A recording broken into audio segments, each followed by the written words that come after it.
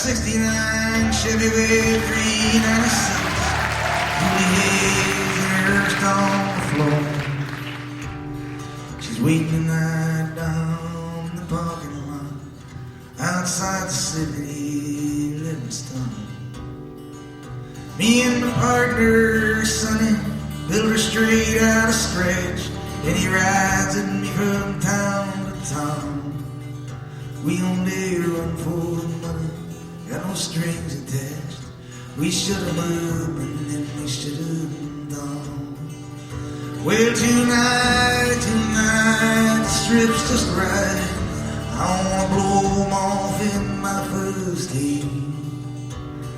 Well, summer's here, the time is right. We're going racing in the street.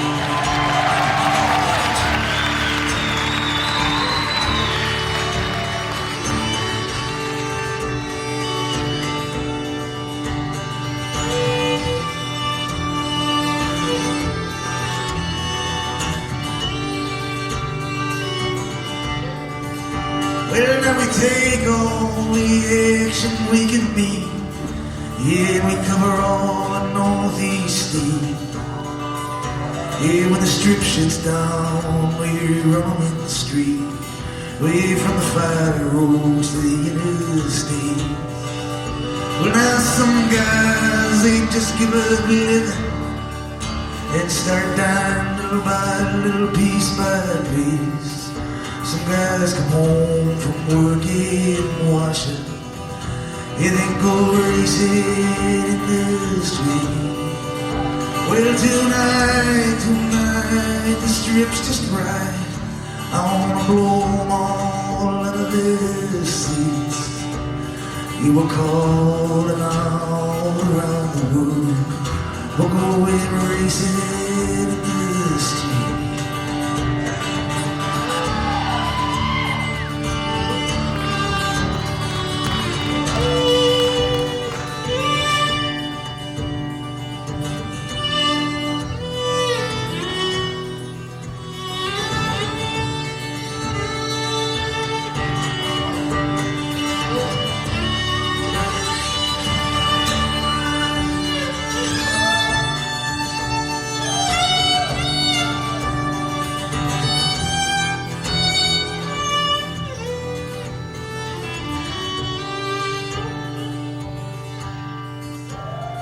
Well, I met her on the strip 3 years ago in Camaro with this dude from LA. You will have blew that Camaro off my back, and I drove that little girl away. But now there's wrinkles round my baby's eyes, and she cries herself to sleep at night. But when I come home where the house is dark, she sighs, baby, did you make it alright? She just sits on the porch of her daddy's house. Now all her pretty dreams are torn, but she stares off her morning in the night with the eyes of one who hates for just being born. Well, for all the shut down strangers and hot rod angels rumbling through this promised land, tonight my baby and me, we're gonna ride to the sea and wash these sins off our hands. Well, tonight, the highway's bright, out of our way, misty Biscayne. The summer's here and the time is right. We're going racing in the street.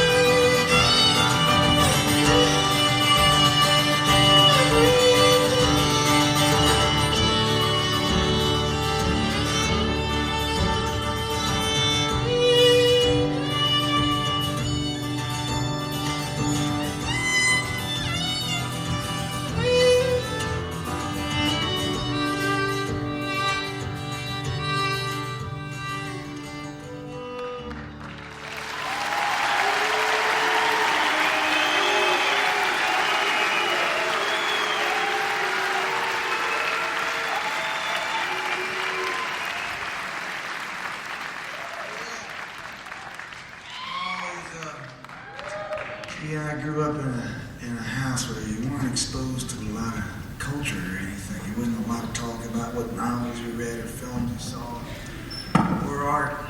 And everybody was pretty busy keeping their heads above water, I guess.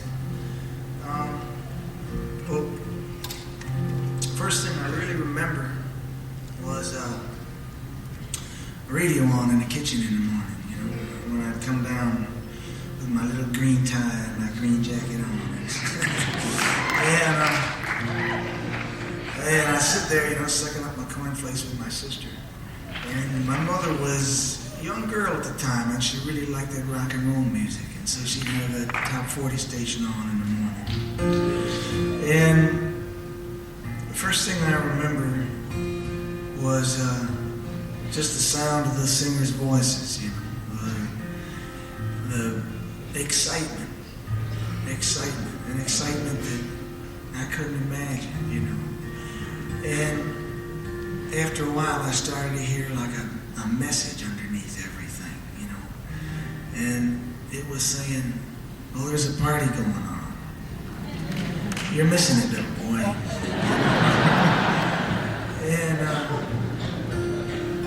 you know, it was just some feeling of all the happiness and the pain that the world could hold coming out of those little records, you know. Stuff that people thought was junk ended up being really subversive because it made you think, made you dream, it made you imagine a world bigger than the one you knew, and a life that was worth risking things for, you know, worth seeking out. It was a service from all those little 49-cent records that I'll never really be able to repay in the end, you know. But it was a real connection to the beauty and vitality of life, you know, and the mystery. And for a long time, boy, those records sustained me. They sustained me, you know. And, you know, a little town can be a pretty tough and ugly place sometimes. But you always had that, you could always go home and put down that music. But I think when I was 26, a friend of mine showed me John Ford's Grapes of Wrath. And there was something in the film that I got something from that film that I got from all those records. I remember sitting there at the end watching the credits roll and thinking that was what I wanted to do. I wanted to do work that would mean something, that was about something, and I would try to inspire people, you know.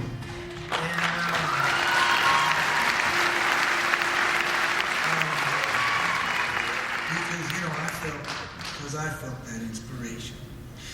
And there was something in that record, in the film and in the novel, the Steinbeck novel, and it was in those records too. I always found something heroic in them. You know, in the sense of people trying to make a connection instead of hiding, coming out, showing themselves. And the Grapes of Wrath particularly was an idea. There was somebody risking something, risking what they had for an idea that was bigger than they were, you know. And there's you know, it sort of throws you back on all the questions of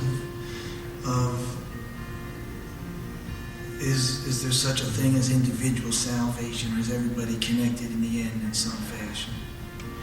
There's a scene at the end of the movie that really sort of hits it right on the head. Tom Jones killed a security guard. He's killed a friend of his. And he's going to have to leave his family. And he knows he's going to have to tell his mother that after she's lost her home and she's lost family members and they've come thousands of miles and they have nothing, that she's going to lose her son now. And there's nothing that anybody can do to change that.